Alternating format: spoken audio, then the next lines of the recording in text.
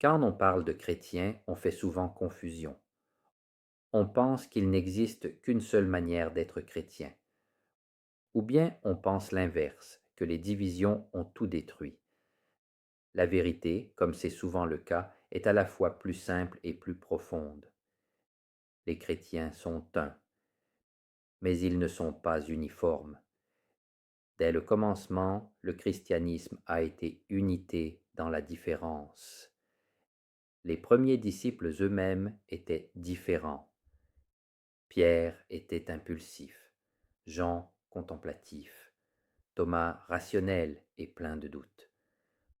Paul était un intellectuel, Barnabé un médiateur, Jacques un homme concret.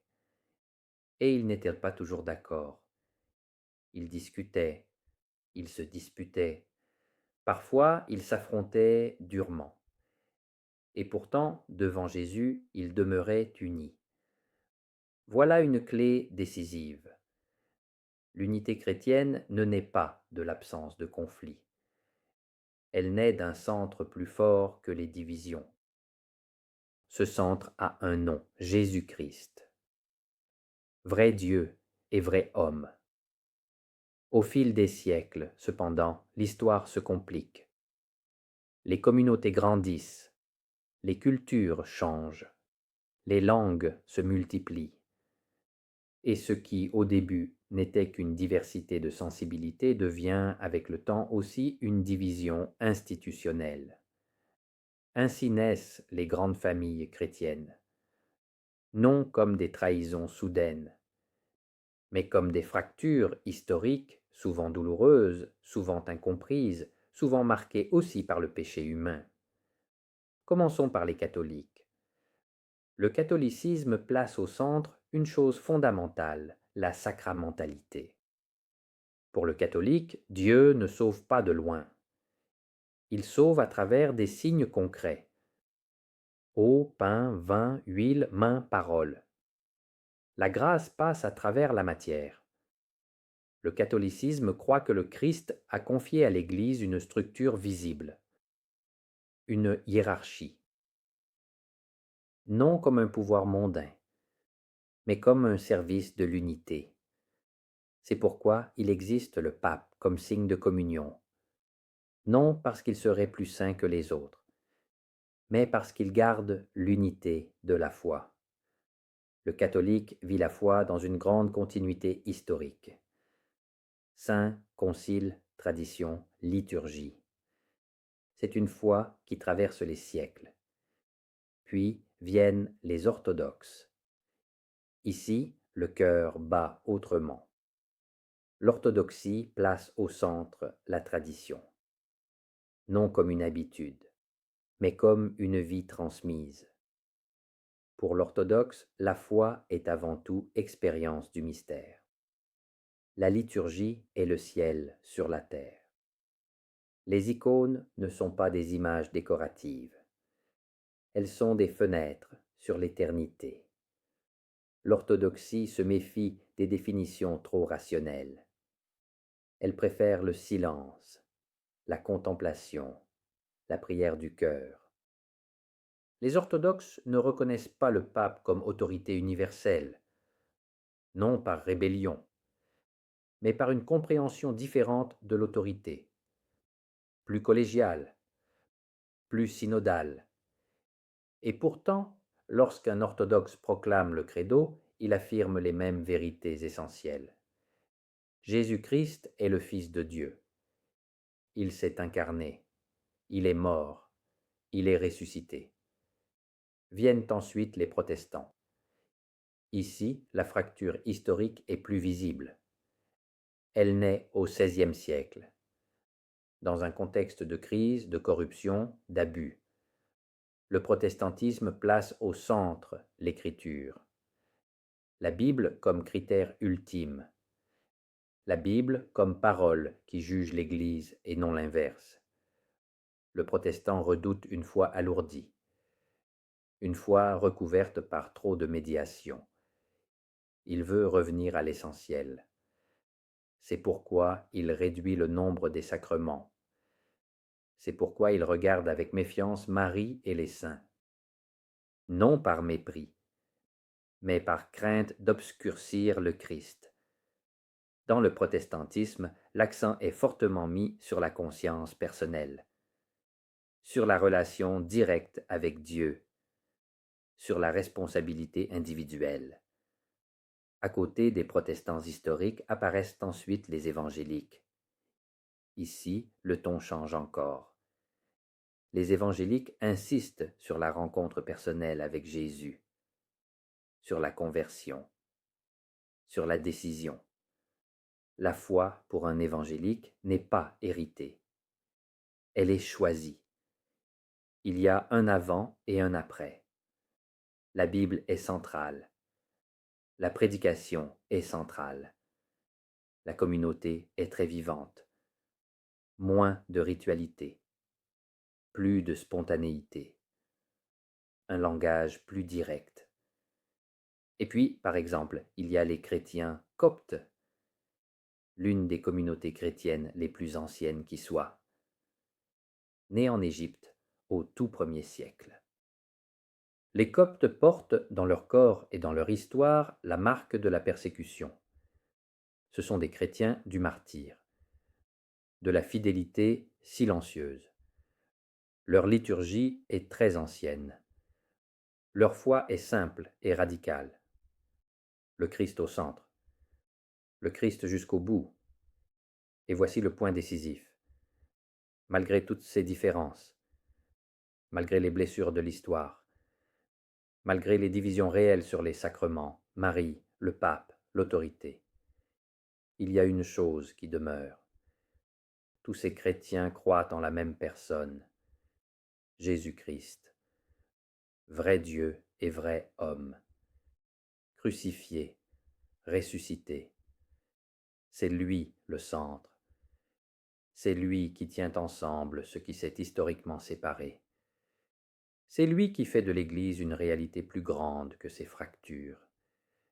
L'Église du Christ ne coïncide pas parfaitement avec une seule institution, mais elle vit en tous ceux qui confessent son nom, qui se confient à lui, qui le reconnaissent comme Seigneur. Il faut donc le dire clairement. Les divisions entre chrétiens sont une blessure, non une richesse à exhiber, non quelque chose dont il faudrait être fier. Jésus lui-même a prié pour qu'ils soient un, et toute division contredit au moins en partie ce désir. Mais réduire tout cela à un scandale serait superficiel, car Dieu sait écrire droit même sur des lignes courbes.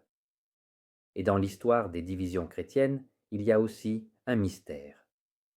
Chaque grande famille chrétienne a gardé un aspect essentiel de l'Évangile, comme si le mystère du Christ était trop grand pour être contenu dans une seule forme.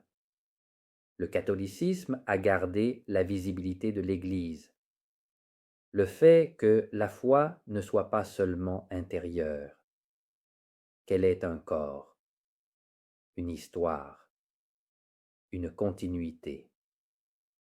L'orthodoxie a gardé le sens du mystère, le fait que Dieu ne soit jamais totalement saisissable, que la foi ne soit pas seulement explication mais adoration, que devant Dieu, avant de parler, on se tait.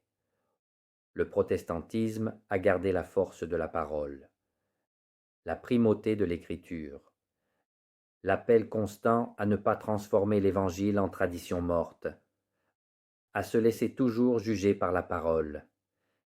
Les évangéliques ont gardé l'urgence de la décision, le fait que la foi ne soit pas automatique, qu'il ne suffit pas de naître dans un contexte chrétien, qu'à un moment donné, il faut répondre personnellement.